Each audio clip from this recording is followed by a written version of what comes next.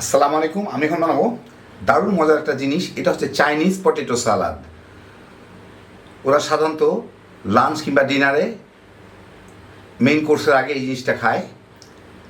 তৈরি করা খুবই সোজা, খাইতে অনেক মজা।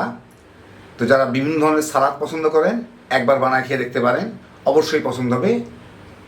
দেখতে যেমন সুন্দর, খাইতে তেমন মজা। আসেন দেখি শুরু করা যাক। এর জন্য আমার আলু, গাজর আর ক্যাপসিকাম কেটে নিতে হবে। তো ওরা এক ধরনের মরিচ ব্যবহার করে, তার মধ্যে আমি ক্যাপসিকামটা ব্যবহার করতেছি। ওটা হচ্ছে আমাদের কাঁচামরিচের মতো, একটু মোটা, একটু বড় ধরনের, কিন্তু কোনো ঝাল নাই। তো এটা যখন পাওয়া যায় না আমাদের এখানে, মানে সবসময় পাওয়া যায় না, গুলশান টুলশানে পাওয়া যায়। আমি আপনাদের নর্মাল আলু দিয়ে বানাই, আলু আর ক্যাপসিকাম দিয়ে বানায় দেখাচ্ছি। তো আলুটাকে কাটার জন্য এটাকে মানে পাতলা পাতলা পিস করে কাটার জন্য এইভাবে করে নেওয়া সবচেয়ে ভালো। দুই পাশে আমি কেটে নিলাম, এই দুই পাশও কেটে একটু সমান করে নিব। একটা পাশ কাটলে এখন হয়ে যাবে, সমান হয়ে গেলে এখন এটাকে পাতলা পাতলা স্লাইস করে কেটে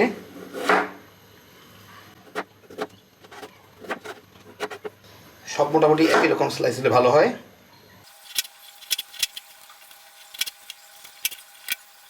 এখন এগুলোকে নিয়ে এইরকম করে দিয়ে ছড়ায় কাটলে সুবিধা হয়।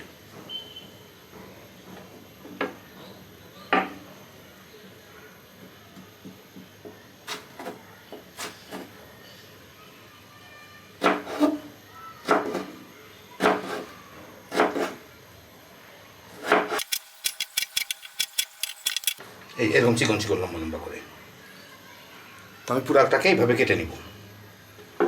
এরকম আমি দুইটা আলু কেটে নিব এবং গাজরগুলোকে এরকম করে কেটে নেব। গাজর, ক্যাপসিকাম সবগুলোকে চিকন চিকন লম্বা করে। এইখানে আমি কিছু পানি গরম করে, যথেষ্ট পরিমাণ পানি, এই আলু আর গাজর যেগুলো আমি কুচি কুচি, মানে কুচি কুচি না, লম্বা লম্বা চিকন করে কেটে রাখছি, ওগুলাকে দিয়ে ঠিক 2 মিনিট সিদ্ধ করে নিতে হবে। মানে আমি দিলাম, বলকটা বন্ধ হয়ে গেল, বলক আসার পরে 2 মিনিট এটাকে সিদ্ধ করতে হবে। আমি এটাকে প্রায় 4 মিনিট সিদ্ধ করলাম। এটা একটু সিদ্ধ করতে হবে, একটু টিপে দেখতে হবে এটা যাতে মানে নরম হয়ে যায়। দেখেন ইয়েগুলো বাঁকা হইতে পারতেছে, আর আলুগুলো এরকম দেখে নিতে হবে যাতে মোটামুটি বাঁকা হইতে পারে, মানে অন্তত 90% সিদ্ধ। যাই হোক, তারপর আমি এর মধ্যে এখন ক্যাপসিকাম দিয়ে দেবো, এবার চিকন করে কাটা। এইটা দিয়ে আর 1 মিনিট আমি মানে জাল দিব এটাকে আর কি। ফুটানোর পরে আমি প্রায় 4 মিনিটের মতো জাল দিলাম।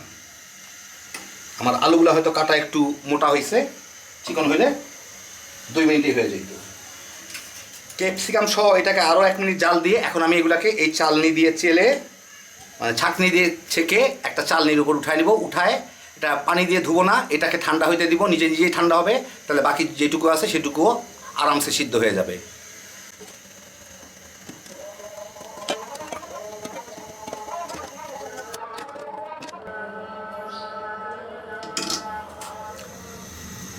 আমি একটা ফ্রাই প্যানে, চাইনিজ হট অয়েল বলে এটাকে, জিনিসটা কিছু না, এটা হচ্ছে তেল মরিচের সাথে আর একটু তিলের সাথে দিতে হয়।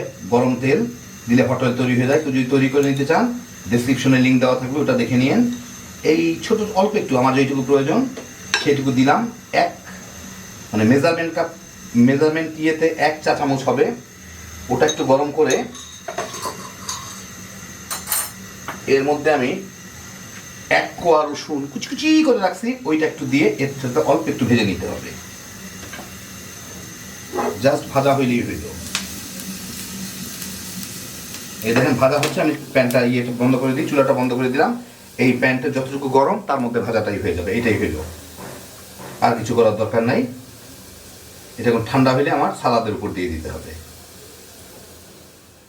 এখন সব কিছু মিশানোর পালা। তো আমার এই আলু, গাজর এগুলো ঠান্ডা হয়ে গেছে।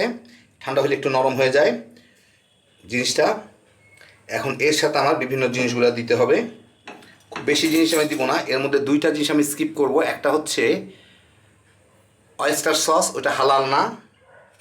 তো কেউ যদি খাইতে চান অয়েস্টার সস দিতে পারেন, কিন্তু আমি যতদূর জানি ওটা হালাল না, সেহেতু আমি এটা দিব না। আর আরেকটা জিনিস হচ্ছে, ওরা একটা চাইনিজ ওয়াইন ভিনেগার দেয়, সেই ওয়াইন ভিনেগারটা আমি দিব না। আমি দিব হচ্ছে আমাদের সাদা ভিনেগার। তো যাই হোক, এর মধ্যে প্রথমে আমি দিব হচ্ছে প্রথমে দ্বিতীয় যেটা খুশি দিতে পারেন, যেভাবে খুশি। আমি দিয়ে দিলাম এই যে হট অয়েল, যেটা আমি দিয়ে করলাম ঠান্ডা হওয়ার পরে, চাইনিজ হট অয়েলটা, রসুন দিয়ে যেটাকে ভেজে রাখলাম সেইটা, যার যার পছন্দ মতো দিলেই হবে। সাদা ভিনেগার দিলাম স্বাদ মতো, এখানে দিলাম আমি প্রায় 1 টেবিল চামচের মতো। এটা যেইটুকু মাখার এর সাথে মাখবে, বাকিটা কিন্তু নিচে পড়ে থাকবে রসের সাথে, এর মানে এর যে জুসটা হবে তার সাথে, অত চিন্তার কারণ নাই। একটু খাওয়ার তেল, ওরা সিসেম অয়েল দেয়, তিলের তেল, তার বদলে আমি নর্মাল আমাদের সানফ্লাওয়ার অয়েল দিলাম, সয়াবিন তেল, যেটা খুশি দেওয়া যায়। এখন দিচ্ছি স্বাদ মতো সয়া সস। তো সয়া সস দেওয়ার জন্য এটার অতিরিক্ত কোনো লবণ দেওয়ার দরকার নেই, যার যার রুচি মতো দিবেন। এটা মাখার মতো পরিমাণ হিসাবে দিবেন, কারণ এর সাথে যা লাগবে বাকিটা তো নিচেই পড়ে থাকবে, এগুলো তো পানির মতো জিনিস, কোনো ব্যাপার না। এখন এটাকে একটু ভালো মতো মেখে নিলেই হয়ে গেল। তো চামচ দিয়ে মাখার বদলে চপস্টিক দিয়ে মাখা সুবিধা, এর নাইলে ভেঙে যায় এগুলা।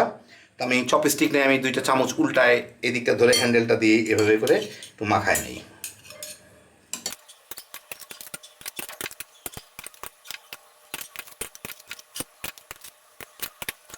তো মোটামুটি ভালো মতোই মেখে গেল। এই যে দেখেন, আপনাদের দেখাচ্ছি, যেভাবে মাখেন নিচে গিয়ে কিন্তু এই যে তেল তারপরে যা হয় এটা কিন্তু জুসটা গিয়ে এই যে নিচে গিয়ে পড়ে থাকবে। আপনি যেটুকু মাখার এটুকু এর সাথে মাখবে।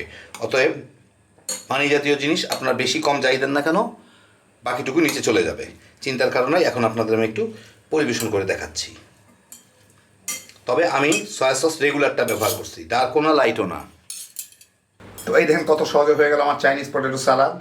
সালাদ হিসাবে একটু হেভি আইটেম, যদিও অধিকাংশই আলু দিয়ে তৈরি, তারপরেও যারা আলু পছন্দ করেন একবার বানায় খেয়ে দেখেন, কিংবা সালাদ যারা পছন্দ করেন তাদেরও ভালো লাগবে। একবার শুরু করলে আর থামতে পারবেন না। হ্যাপি জোশের একটা আইটেম তৈরি করা দেখলেন কত সহজে তৈরি করে ফেলা যায় হাতের কাছে থাকা জিনিসপত্র দিয়েই। আমি যা দিলাম আপনারা হয়তো একটু নির্বিষ করেও নিতে পারেন, কোনো ব্যাপার না, যার যার রুচি মতো তৈরি করে নেবেন, খালি বানাইবেন আর তামা করে খেয়ে ফেলাইতে পারবেন। আল্লাহ আপনাদের সবাইকে ভালো রাখুন, সুস্থ রাখুন, নিরাপদে রাখুন। ইনশাআল্লাহ বেঁচে থাকলে আবার দেখা হবে। আল্লাহ হাফেজ।